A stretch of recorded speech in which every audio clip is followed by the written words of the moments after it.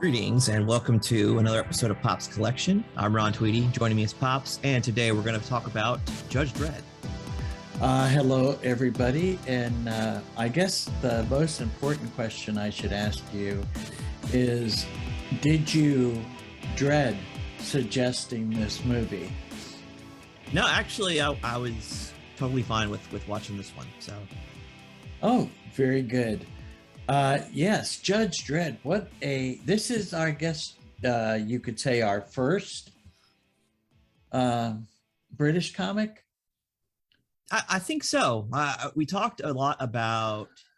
Well, no, actually, we didn't talk a lot about. We made a passing reference to our Dennis the Menace episode about the UK's version of Dennis the Menace, but we didn't really give a whole lot of background to that. So that's probably the closest thing that we did. I don't know if there's anything else that was specifically English or British that we've covered in the past. What I find interesting about that Dennis the Menace and this comic, Judge Dredd, in the UK,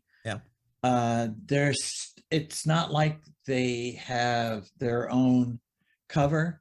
Dennis the Menace was part of a conglomeration of weekly stories, and this one is also a weekly British anthology comic, is what they called it. Yeah, I think it was 2000 AD. I think is the name of the comic. That's right, and we're not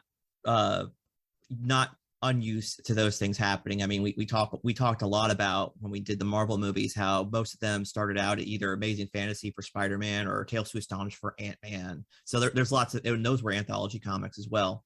So we definitely had our share of that in the US. The difference, I think, basically in 2000 AD is that it was a weekly publication, not a monthly. Correct. Yes. And actually, what I found interesting about this particular movie, it did answer the ageless question that has been asked through time: is who is the law? Okay. And we got the answer. I am the law. Yeah. That's that is definitely the most, I think, enduring thing about this movie is Judge Sylvester Stallone's delivery of that particular line is very iconic. I am the law. I am the law. I am the law. You betray the law. Mister, I am the law. So I knew you were going to say that. That was the other one. I mean, definitely the I am the law, that kind of thing was definitely more of a thing that was totally Stallone, which for what it is, we've talked about. I don't know if we talked about Stallone in the past. We've covered movies that he was in, whether small roles or Guardians of the Galaxy, right, or the Suicide Squad where he plays King Shark or whatever. But we haven't covered yet a film that does star him, and I think for me, actually, I really do like and appreciate Sylvester Stallone movies, even though sometimes they can be kind of cheesy or different. But to me, I think that he has a lot of heart and he puts into his films, and the portrayal of Judge Dredd in this one, from what I can tell, just from some of the reviews about it, is that he definitely wasn't extremely faithful to Judge Dredd of the comics. He kind of made it his own thing, but we'll he kind of does that a lot. The movie came out June 30th, 1995. Right. So, and had a budget of $90 million. Yeah. And only made 114 million at the box office. And so I don't think it's surprisingly, but it made a lot more overseas than it did in the US. Yeah, that makes sense. Which, I mean, being that Stallone is kind of a iconic actor in the US, you would have thought that it would have done pretty well. Well, the source material is kind of foreign to Americans, at least, as comic book fans, we have a lot of American publications that we follow, but Judge Dredd definitely wasn't on my radar growing up as a kid. No. As a matter of fact, I didn't even, it wasn't on my radar as a kid. So, right. But there again, too, first issue was 2000 AD #2 in 1977. Right. Yeah. So I was already a grown-up guy and not really into that kind of stuff. Yeah, and I believe that one of the unique features of Dredd, the character, is that they've actually aged him up consistently over the years. Like he's an old man in the later publications, so that's different. Right. Well, he was actually the character in the comic book. It was critically acclaimed as one of the most. It was like they considered it the best satire of British and American culture. I guess the writers of it took it in that direction, or maybe the critics felt that that's the way it should have gone. But I kind of felt that this movie was somewhat tongue-in-cheek. In some ways, I can't help but compare it with another Stallone film that was also set in the future, dystopian future, Demolition Man, and yes. I saw some similarities there.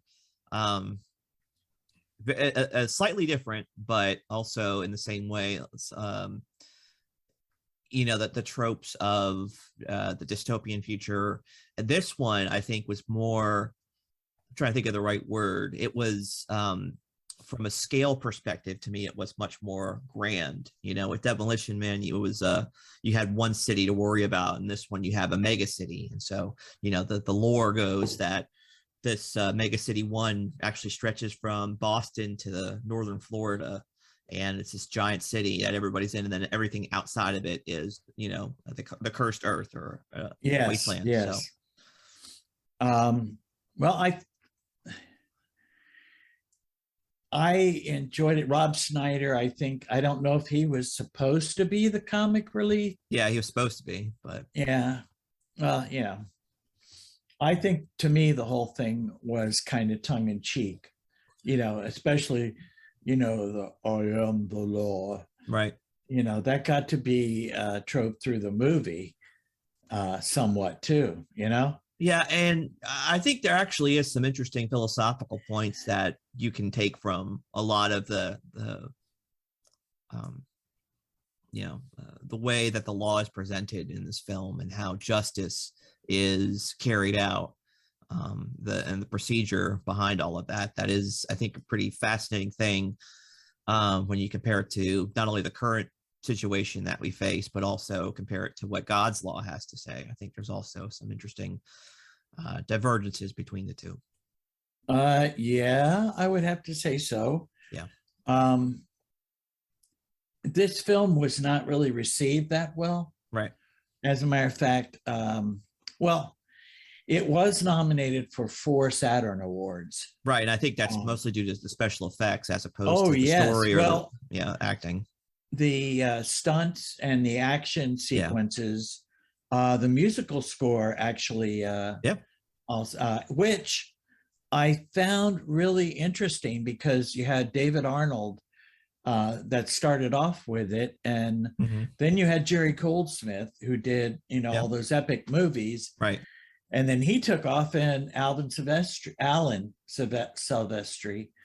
wound up finishing it up. Right, which, Alan Silvestri is kind of now the big guy, doing all of the big superhero themes with Marvel and stuff. So it's like, here we go, Of course, and we did get, in the end credits, we did get a great song called the Dredd song, right, which was written and performed by The Cure. Right, yeah. So another uniquely British thing for a British superhero. So that to me, I think, was really fitting, actually. Yeah, I mean, to me, there were a lot of good things in this movie. Yeah. To the point that I enjoyed it. I didn't feel like this is going to be a snoozer, or Right. there were little things here and there that just totally made me feel great. You know, and a lot of it I think has to do with the fact that a lot of the effects that they did were practical and they weren't all CG. We had a in my opinion, the last film that we talked about with that pretty much was Daredevil, and how the CG really aged poorly. But in this one, because the CG was used for not like the stunts were actually physically done. Yes. It ages a lot better with this film. Yes, and the costumes. You know who did the costumes, right? Well, I think Versace did the armor, right?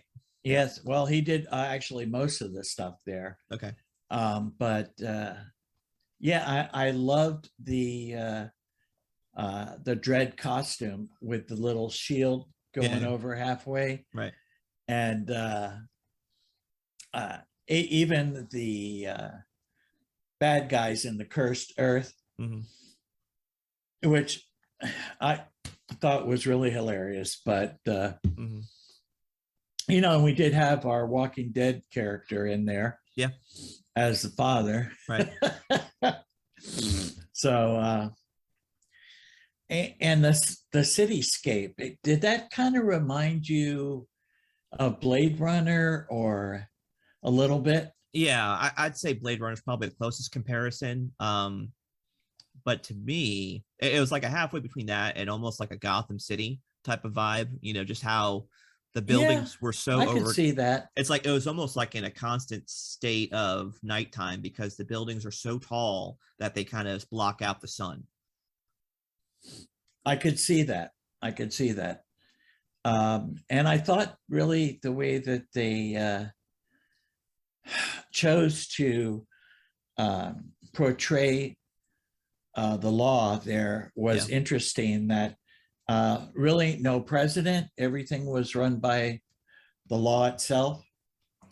Well, so the justice system, it has been given. So funnily enough, I do think that side of it, the structure actually mirrors what the original biblical law does. So like you have judges that were kind of in charge in the beginning. Yes. And so I think the difference is that when it came to execution, the judges weren't responsible for that part of it. That was normally the elders of the town were to, execute justice after the judgment has been made. But right, I do think that there is that should be kind of the idea, is that you have a civil magistrate that is close to what's actually happening, and for them to be able to adjudicate violations of the law. The problem, I think, the real big problem there, and I think the most unrealistic part of the movie, was that the law in this dystopian future was only contained in that one little book that was about, this thick or whatever. And it's like, yes, just the current federal code is, I think, over 3,000 pages long. So I think that's kind of unrealistic, that you could fit all the law of that mega city into that little book. I just think that's ridiculous. Well, and the premise of the movie is that the bad guy, which was actually, besides Armand Asante, but Jorgen Prochnow, right, he wanted to make even more menial crimes deserve death. Right. I think the law wasn't going to be changed, just the punishment side of it, that he wanted to make the punishments too severe, and because and as more a way to, severe, right, to control the population. Right. Which, if that's really how big the mega city was, then there must have been issues with food and what have you. If you notice, there were lines in there like eat recycled food. Yeah. It's good for the environment and it's not going to hurt you. It's okay for you. Yeah. It's okay for you. Yeah. That to me, like, that was one of the questions that I have, is that because everything's been citified, where's the food coming from, because it's not, that is one thing that I've become more and more aware of, is that a lot of times that we depend on the rural farmers for food. So if everything outside of the city is cursed earth, where's that food coming from? Right. That's true. Even if it is recycled, this still has to come from somewhere in the beginning. Right. Well, a long time ago, there was an old movie that was called Soylent Green. I know. And that, had the same, the recycling came from the people dying. Right. So. Yep. Yeah. And we found that the Paul and his people, they were doing the same thing. Yes. So they were. Which, again, that family, that whole thing to me was just I looked to me like some of the sets and things that we saw were taken right out of the comic book. Yeah, sure. But they chose not to do that with the storyline. I don't know why. Yeah, I'm not too familiar with the storyline, so I can't really. Right. Well, I mean, that was the criticism of the movie.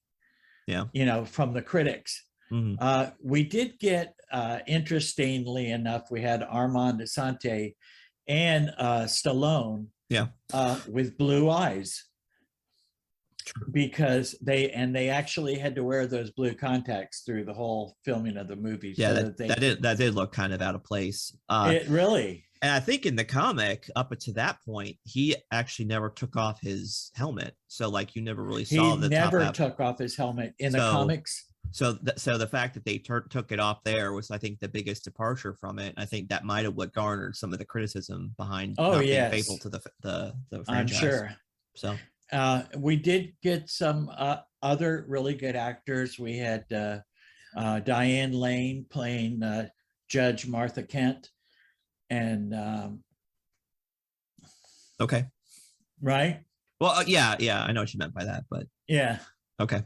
Barbara Hershey, right? Okay, which was actually a name of another actress, so I was like, why did they do that? But well, they did that because that's part of the comic, is that a lot of times when they reference different things, they'll put in contemporary things. I know I was watching a video about one of them, and they were talking about how, like, some of the street names were named after actors as well. Abbott Costello was in the film. Mentioned. Yes. So it happens all the time in the comics. So that's the reason why they will, that was kind of a callback to what naming conventions are in the comic. Right. And that is another one of the reasons that I thought that it was tongue in cheek. Sure. But great. There was really some good actors in this. Mm-hmm. And I loved the cityscape, the way that it was done. Yeah. Really, really good job. As a matter of fact, there was another film, the Bruce Willis film. Fifth Element. Yeah. It kind of looked similar to that as far as the cityscape. Okay. Which also, too, is like the planet in episode 1 of Star Wars. Coruscant. Yeah. Okay. So it's something like that, right? Very one huge city. Yeah. Only in this case, it's just the East Coast, right, of the U.S. So, right.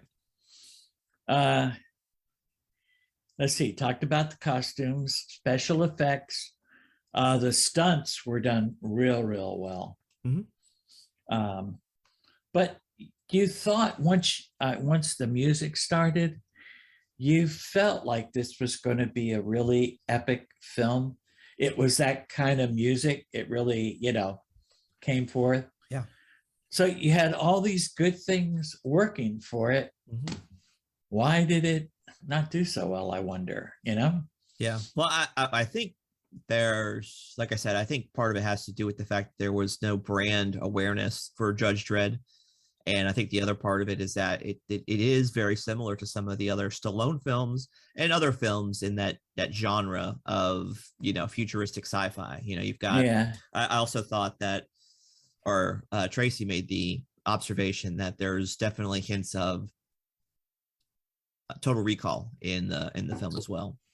Just a future dystopia, chasing Yes. with like futuristic. I could things see like that. Yeah, Yes. so I love the way they did the motorcycles too. I yeah, thought they were done real well. yeah. I imagine that a lot of their budget had to do with, the sets and getting those things up. I thought in the beginning that maybe a lot was spent on the actors and actresses because you have a lot of big names there, but I think maybe more so, I don't know, how much was Versace really big at that time? So Yeah.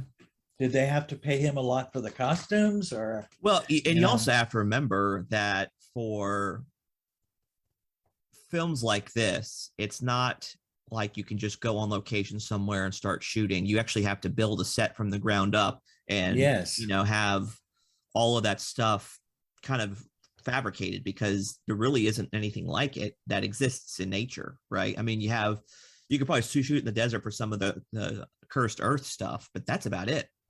Everything else you kind of have to build from the ground up, and it's just one person's vision of what the future is. That's true. And which makes me ponder some of those futuristic buildings, and the robot for that matter. That robot did remind me somewhat of a character that I saw in RoboCop. Yeah, the Ed 209. Yeah. So I wonder if any of that stuff was recycled from other movies. It's possible. Because with a $90 million budget in 1995,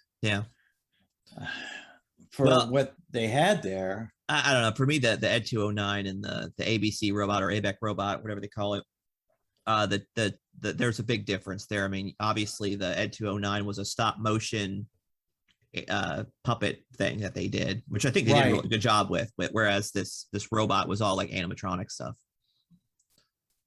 Yeah. So true, but very similar in style.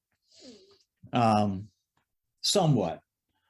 But you know what? We have not reviewed a RoboCop movie yet. So we'll have to add that to the list, I guess. Well, that does bring up something else that I do want to talk about. This film is R-rated, but I don't really think it deserved an R rating. Whereas RoboCop is a hard R. I mean, like, there are really graphic scenes in the original RoboCop. Yes, yeah, of course. That's what I was talking about. But this one, it has an R rating, but maybe a couple of expletives towards the end. I think that's about it. Like they could have edited those out, and maybe some of the more violent stuff, they probably could have gotten a PG-13 rating, which probably would have gotten them a much wider audience. Because that's the other thing that we have to consider is that, this is a comic book movie, but it's rated R. And, we talked about this, that most of the time, those R-rated films don't do that well, with, notable exceptions being, Logan and things like that. But, right. In the new Suicide Squad movie, I think, did really well. But I would tend to agree with you on that, that this movie, we talk about movies that we see that are PG-13 rated, and that if they would have just taken it in a little bit different direction and made it an R, that it would have been a much more successful movie. This is just the opposite. If they would have given it a PG or PG-13 rating and just cut out some of that stuff, it probably would have been a lot more successful. I think so. Even though it's not a known brand in the US. Right. But I really liked the costume. It wasn't totally like the comic book costume, but it was close enough that he did look, the judges looked pretty intimidating.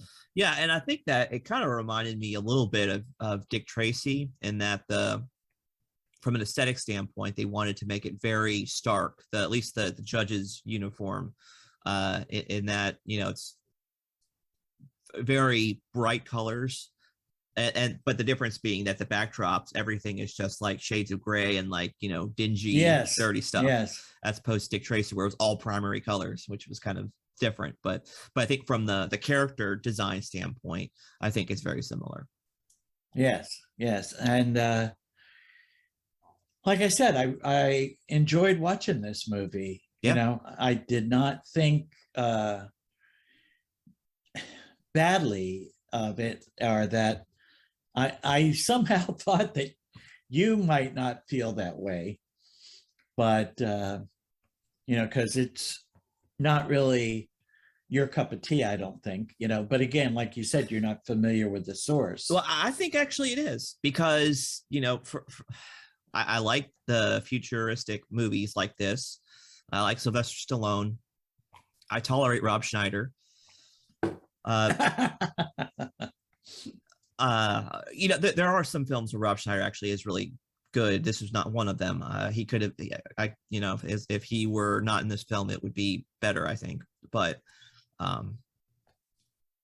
yeah, I actually, there's not a whole lot of bad I can say about this film, you know, which is kind of strange, but it's weird. Yes, I am really shocked and pleasantly surprised, I might add. Yeah, and it could just be the PTSD that I'm suffering after having to watch Daredevil and Elektra. Well, wait till you hear my suggestion for next week, and then maybe you'll get back into that PSD. I don't know. We'll see. But had the message, you feel that it relates somewhat to the way that law enforcement is treated today in this time?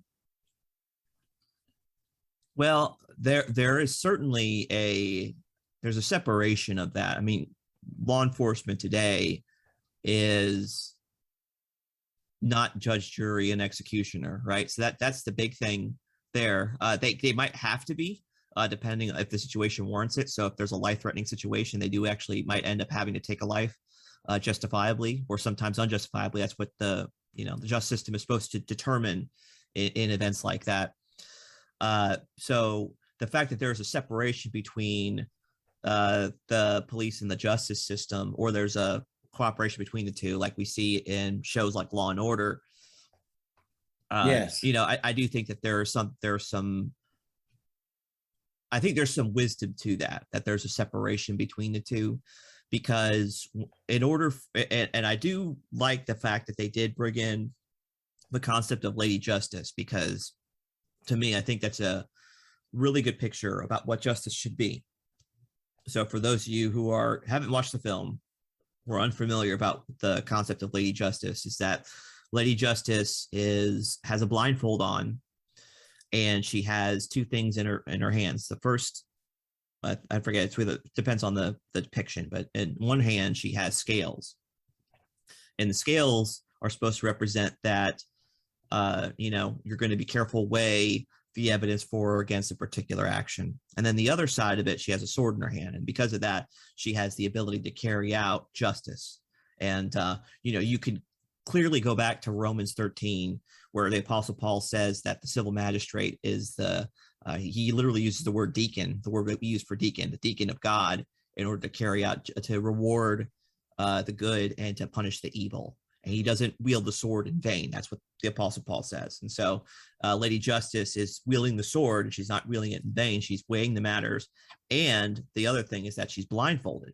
So what that means is that when it comes to weighing the merits of a case, she's not seeing the person involved in their qualities. It doesn't have anything to do with it. It's what do the facts say, and how do they balance out? And then based on that, justice gets executed. So I think that that's something that you can't. It's be difficult for someone to do as they're involved in all three of those things that we talked about.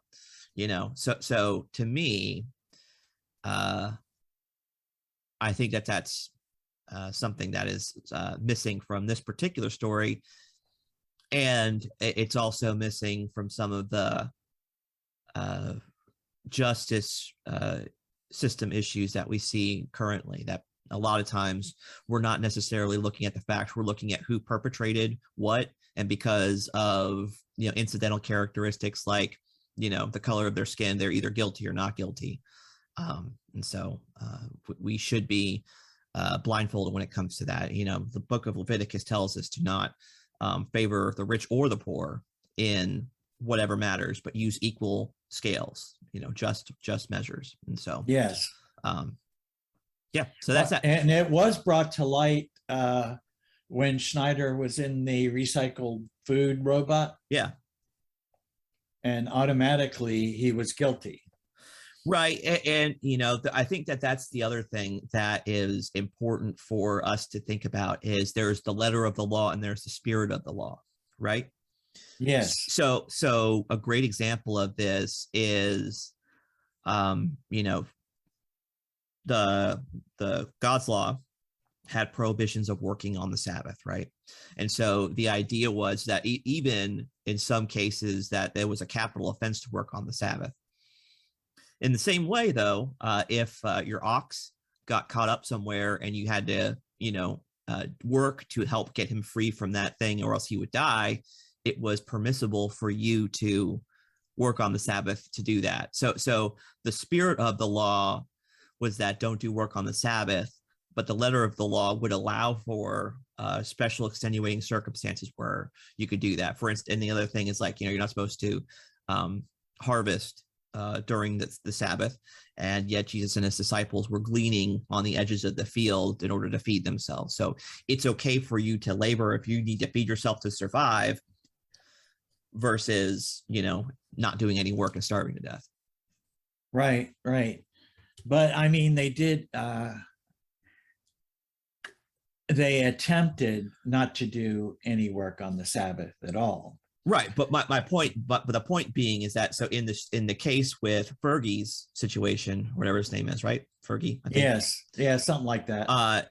Him tampering with the serve bot was not for any type of ill gain at all. It was for him to survive. It was for survival. And so, he did not violate the spirit of the law of tampering with serve bots. He was doing it to preserve his life, which to me, the preservation of life is what the law is all about. And so if you are acting in a way that's contrary to the letter of the law to preserve life, the preserving of life takes precedent over a particular interpretation of the law.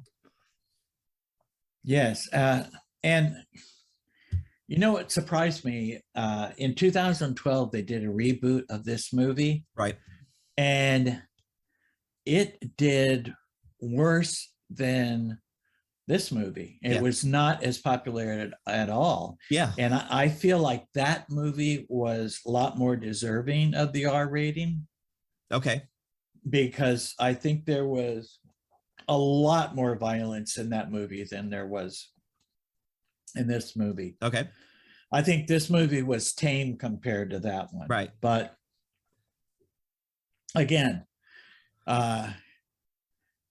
Judge Dredd, again, had the comic itself had a really positive following. And there were people that gave it a lot of credit for its insight back in 1977, talking about cloning and,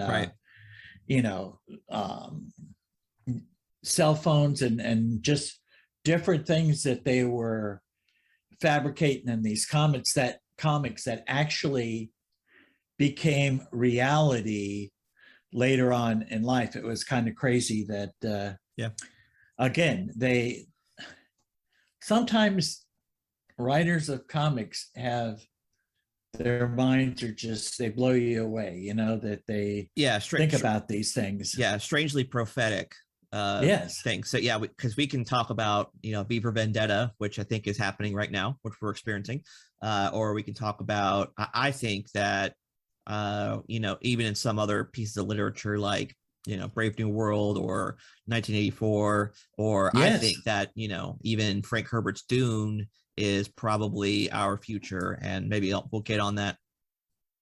Maybe that's another podcast for another day, but you know, but at the same time, there's also, I think, anybody's vision of the future, they're going to get some things right and some things wrong. So I don't think it's necessarily anything supernatural happening there. I think it's just good guessing and kind of seeing what's happening now and kind of guessing and being able to think consequentially down the line. What's this actually mean for us? That sounds like a good idea.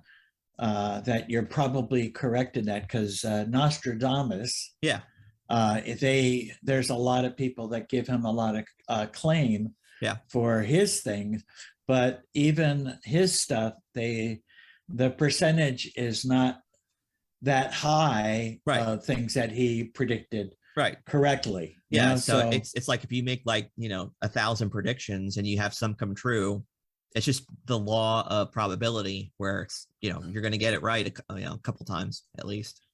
Right, but I do think it's kind of interesting that, well, the Star Trek thing in the beginning, yeah, in the original show, yeah, and then for a while there we had a flip phone. Yeah.